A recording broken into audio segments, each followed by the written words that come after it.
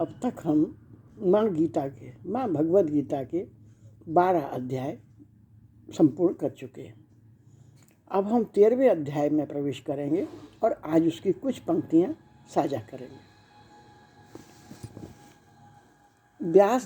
महर्षि व्यासदेव ने अपने जीवन का सार भगवद गीता में उड़ेल दिया है। उन्होंने विस्तार पूर्वक इसका दूसरा भी बहुत कुछ लिखा है। अकेली महाभारत संहिता में लाख सवा लाख श्लोक लिखे हैं। संस्कृत में व्यास शब्द का अर्थ ही विस्तार हो गया है। रेखा गणित में जिस प्रकार यूक्लिड के सिद्धांत बता दिए हैं, उसी प्रकार व्यासदेव जी ने जीवन के लिए उपयोगी तत्व गीता में लिख दिए हैं। जो बातें गीता में कही गई हैं, उन्हें प्रत्येक मनुष्य अपने जीवन में परख सकता है, बल्कि वे इसीलिए कही गई हैं कि लोग उन्हें परखें। जितनी बातें जीवन के लिए उपयोगी हैं, उतनी ही गीता में कही गई हैं। उनके कहने का उद्देश्य भी इतना ही था, इसीलिए व्यास जी ने थोड़े में तत्व बताकर संतोष मान लिया है।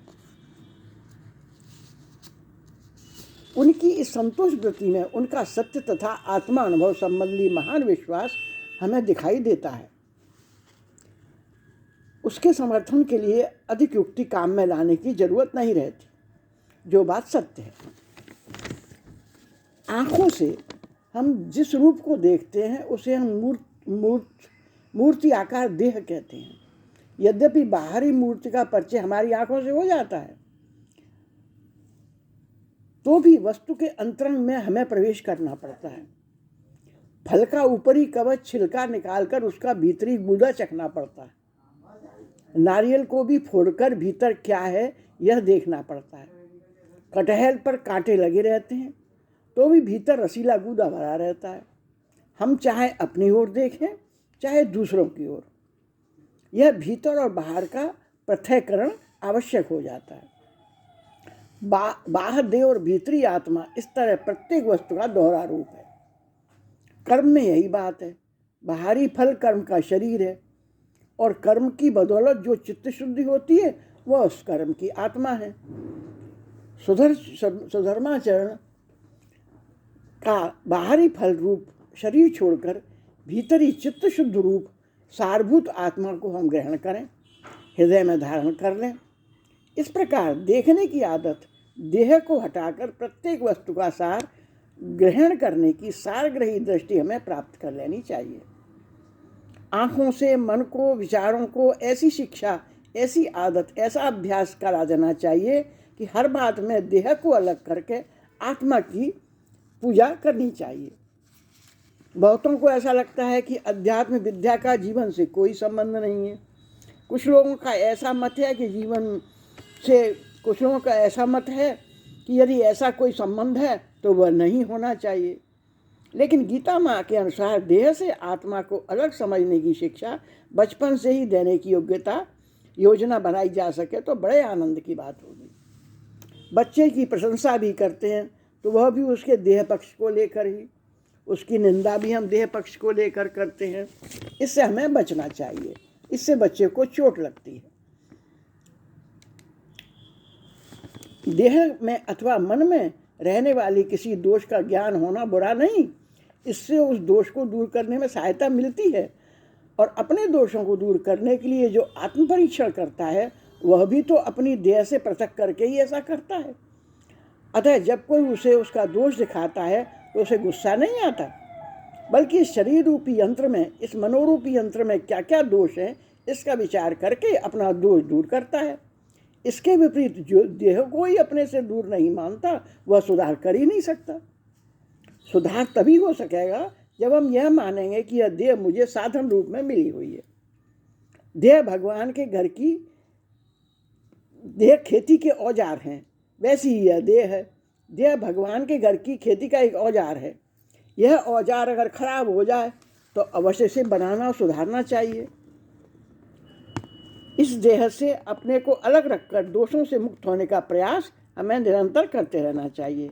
मैं स्वामी हूँ, मैं मालिक हूँ, इस देह से काम कराने वाला हूँ, इससे उत्कृष्ट सेवा लेने वाला हूँ। बचपन से इस प्रकार देह से अलग रहने की भावना हमें सीखनी चाहिए। देह ही हूँ मैं, यह भावना 21वीं। हमारा ध्यान कभी इस बात की ओर नहीं जाता कि किस प्रकार के आहार से बुद्धि सात्विक होगी। माँ गीता बताती है कि हमारा ध्यान इस ओर जाना चाहिए। मन को अच्छा बनाने के लिए, बुद्धि को निर्मल रखने के लिए हमें क्या करना चाहिए, किस वस्तु की सहायता लेनी चाहिए। हमें अपनी बुद्धि व समय इसमें नहीं लगाना चाहिए कि हमारे शरीर का बेतहाशा वजन किस प्रकार बढ़े। आखिर इसका मतलब क्या है कि हम शरीर पर इतनी चर्बी बढ़ा लें कि शरीर पर इसका वजन इतना बढ़ा लें कि शरीर बोझ ही बन जाए। शरीर को इतना अनाप शनाप खिलाया ही क्यों जाए। यह शरीर हमारा एक साधन है, अतः इसे ठीक रखने के लिए जो कुछ आवश्यक है वह सब मुझे करना चाहिए। सारांश यह है कि यह देह साध्य है, साधन है। यदि हमारे यह भाव दृढ़ हो जाए तो फिर शरीर का जो इतना आडंबर माना जाता है वह न रहेगा। जीवन हमें और ही तरह से देखने लगेगा। तो हमारा ध्यान मन को सजाने को, बुद्धि के विकास करने को, हृदय को सुंदर बनाने वाली को की ओर झुकेगा। इसलिए भगवान ने इस 13वें अध्याय में जो विचार हमें दिया है वो बड़ा कीमती है। तू देह नहीं आत्मा है, तत्व तो तमसी, यह आत्मरूप तू ही है। यह बड़ा उच्च पवित्र उद्गार है, पावन और उदात्त वचन है। संस्कृत साहित्य में यह बड़ा ही महान विचार समाविष्ट किया गया है। यह ऊपर का कवच ढांचा तू नहीं है, वह असल अविनाशी फल तू है। अतः गीता माँ कहती हैं, इस देह से परे अविनाशी और निष्कलंक जो आत्म तत्व है वही मैं हूँ। उस आत्म तत्व के लिए मुझे शरीर मिला हुआ है। जब जब उस परमेश्वरी तत्व से दूषित हो जाने की संभावना होगी तब तब मैं उसे बचाने के लिए देह को अलग हटाकर अपना सुधार करूँगा। मैं इस देह पर सवार होकर आया हूँ, सो क्या इसीलिए कि अपनी दुर्दशा कराऊँ। देह पर मेरी सत्ता चलनी चाहिए। मैं इस देह का उपयोग करूँगा और उसके द्वारा हित मंगल की वृद्धि करूँगा। सेवा कार्य के लिए इस देह की हमें आवश्यकता है। जिस समय यह देह काम के लायक न रह जाएगी उस समय से त्यागने में मुझे क्या पशुपेश हो सकता है। जिस शक्ति पर विश्वास मानकर भेड़िया, बाघ, सींग आदि क्रूर जीव भी सोते हैं, उसी विश्व व्यापक शक्ति की गोद में हमें भी निश्चित होकर सो जाना चाहिए। सुकरात को विष देकर मारने की सजा दी गई। उन्होंने कहा, मैं अब बूढ़ा हो गया, 4 दिन के बाद देह छूटने ही वाली थी, लेकिन तुम मुझे नहीं मार सकते। धर्म को ऐसी अमर ज्योति दिए जा रहा हूँ और सचमुच आज से 2-2.5 हजार वर्षों से वह महान सुकरात सबको गाड़ कर भी जिंदा है।